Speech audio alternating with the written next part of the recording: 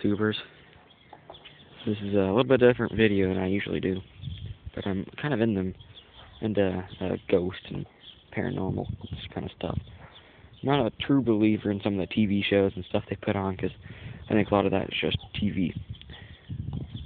But I do like to look at old stuff, like antiques and stuff. And I actually live in an antique, kind of.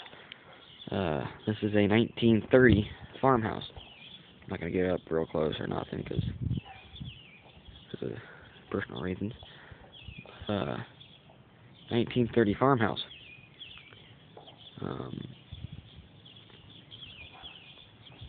And that's actually a 1930 corn crib with just metal put over it. And that garage was built in 1955. Of course, we built the dog house. This shed here was built in 1960. And I think the reason for it being so tall, I believe it's actually about 12 feet tall or so, is because it had something to do with the well. It had a well right in front of it. I'll go over and show you some of the concrete blocks that probably go down 10 feet or so. You can tell. And it had little stakes on the outsides of it. Right up there. And there's kind of a bad story behind that too. I believe there actually is some up here. This one right here. Somewhere in this area. When we first moved in, what they did is they chopped it a couple inches down to the ground, but they had it dug around about 2 feet down. Well, when I first moved in, I had my friend over, and he's running around messing with the doghouse and stuff, and ran around the shed and put up his foot right down in there, and his knee scraped the top of that little plate that came up, a little angle iron plate. It actually chopped about that much of the skin off, and just chopped it like that much, that wide, and about that big of the knee off, just the skin. And of course we took him to the hospital, and it is they sewed a little Y to stretch the skin, so that was kind of a bad thing, and just kind of a disgusting thing. But I bet there's a lot more disgusting things happening in this place. Let me get a drink first. Alright, back in 1930, so this land was platted or whatever in the late 1800s, 1880 or so, like that. I looked at the abstract a lot and stuff like that. But this place started out with 80 acres, which was the 80 acres you see around it all. You can see in the background, all the farmland back there. 80 acres of it belongs to this house. And this is where we burn our stuff. This was actually an old chicken coop type deal. Probably like an old 1920s or so chicken coop. And it's been down for probably 20 years now. But this is what we used to burn our stuff. Nice concrete and stuff like that.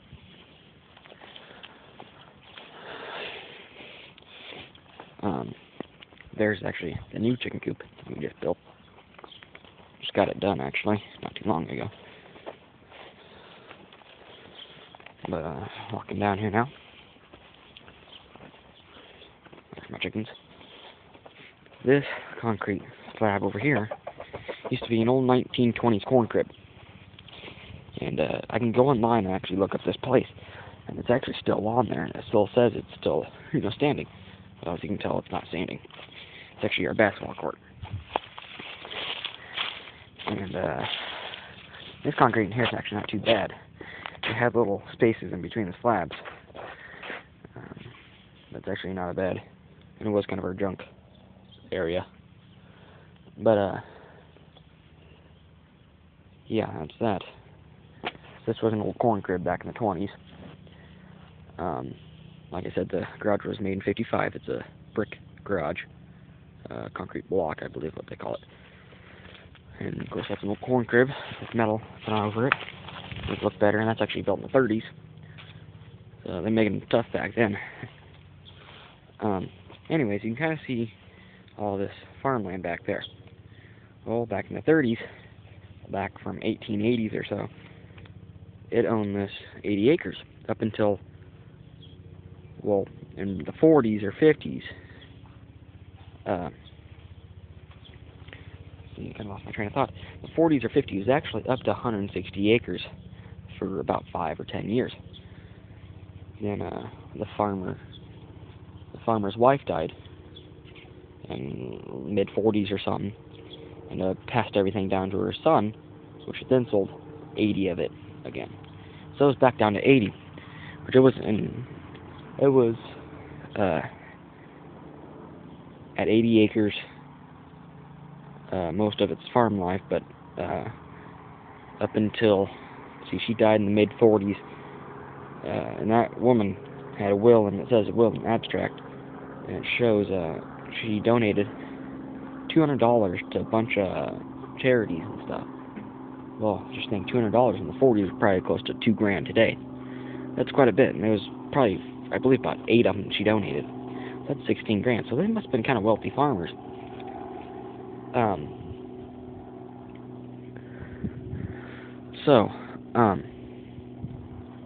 See, she died in the mid-40s, passed it down to her son or something, passed down to someone, we don't know quite who it is, but then owned it to the mid-50s, which sold it all to some guy, which, you know, they just farmed it, whatever, you know, just farm passed around, which then sold it in the early 70s to this kind of a criminal guy, backtrack a little bit, to the guy that bought it from the son or whatever of the girl who died in the 40s. Yeah, the guy who bought it from the girls. Okay, let's just try this again. The guy that owned it in the 50s and 60s, just say that. He, I'm lost for words. He, slowly but surely sold it. Now, this is the part that kind of confuses me. He sold it in the late 60s, early 70s. And, of course, it's down to 2.1 acres or so, what we got now. It's been down to that since late 60s, early 70s. But, I believe he sold it to the bank or something, because it shows his name, and then it shows to, and this big bank name. It shows about 4 or 5 different, times that he did that. Then you flip the page and it says it's down to 2.1 acres or so. Or they just say 2 and whatever acres. But then he sold it in the early 70s. I believe he probably lost it to the bank. And then the bank sold it, whatever, blah, blah, blah.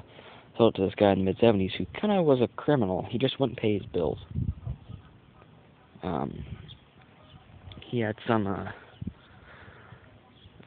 like dolls and stuff we saw in there, and some farmers market places and stuff like that. He just wouldn't pay his stuff. And I believe he sold his house, sold the place to make up for some of that stuff. And yeah. Then they sold it to people. He sold it in the mid-80s, early 90s, late 80s, early 90s, who owned it up until 2004. The reason I can tell you that date is because that's the date we moved in. And, what's your name, Chance?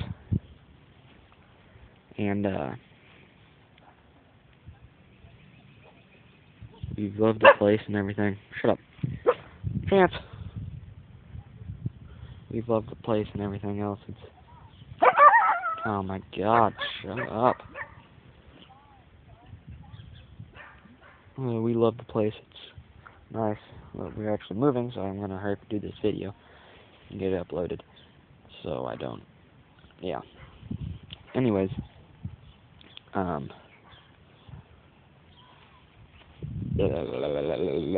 Yeah. So we've owned it since 2004. We've done a lot of work to this place. We built the chicken coop. We've chopped down a lot of trees. And I believe in the 80s, probably actually closer to the guy.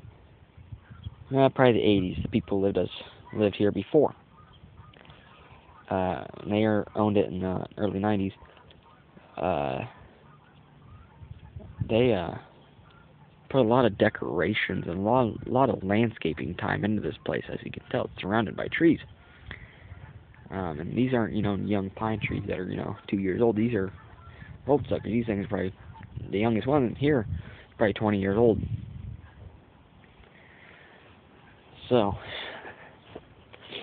there was a huge cottonwood that was probably 70 years old or so. Right there, we still got some of the stump or whatever to burn.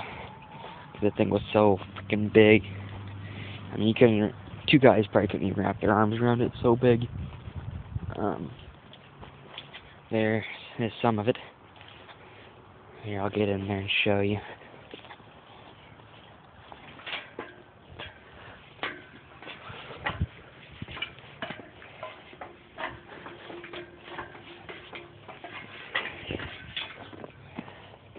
You can kind of see how big it was. All this. That's pretty goddamn big. And of course, the trees in the back are just kind of junk trees. But there is some lilac bushes that line the front of the property up there. And, Ain't you better watch the horses. And, yeah. So, in my opinion, I'd rather have a brick or concrete block garage than metal, because one, concrete don't rust, it don't do half the shit metal does, and plus it's concrete block, it's not wood framed, so you're pretty much guaranteed the wood ain't gonna rot besides on the roof. Only thing you have to worry about is cracks. Now there are a couple hairline cracks, but you can't complain for being 55 years old. Well, no, 56 actually.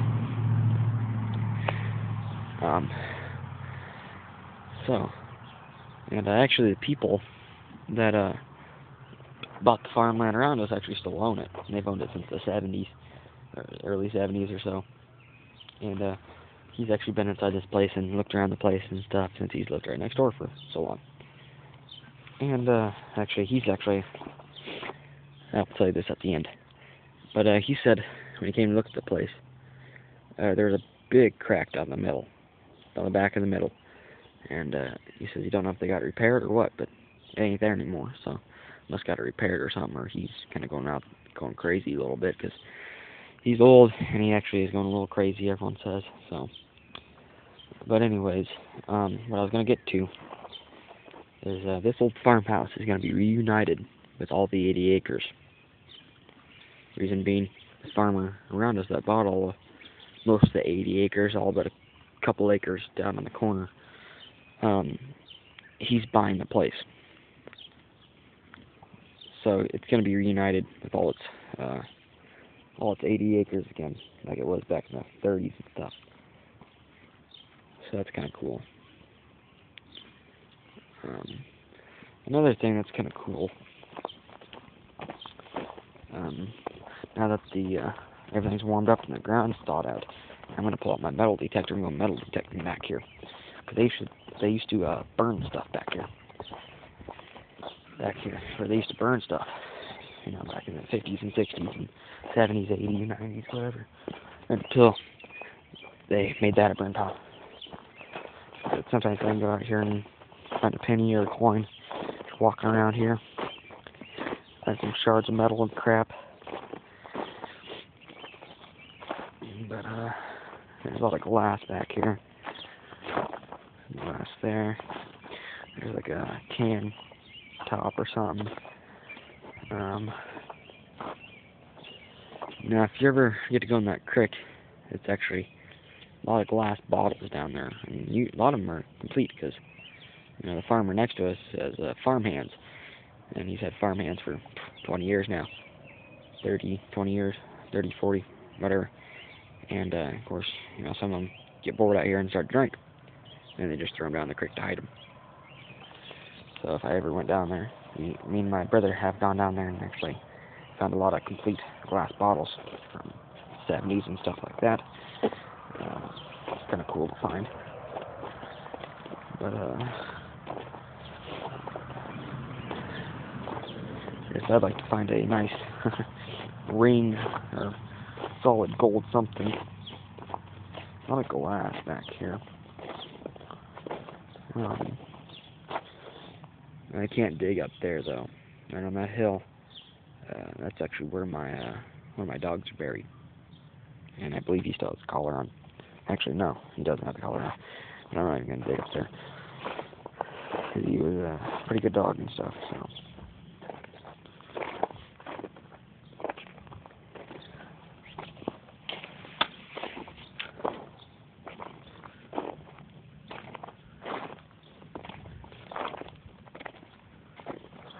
Not seeing a whole lot of metal, but we might get the metal detector out and go metal detecting. I kind of suck at it and don't know really how to understand it, but I can get it to where it'll read metal, but I can't get it to where it'll read Frez, or whatever you call the metal, the good metal and the bad metal. So about any hit, I just dig up metal. And most of the time it's just junk metal. But I actually can't really get it to read small metals, like kind of pennies and stuff like that. I can't get it to read that, just not sensitive enough. I don't know if it's a cheap one or what. But I'm going to go metal detect. That'll be another video.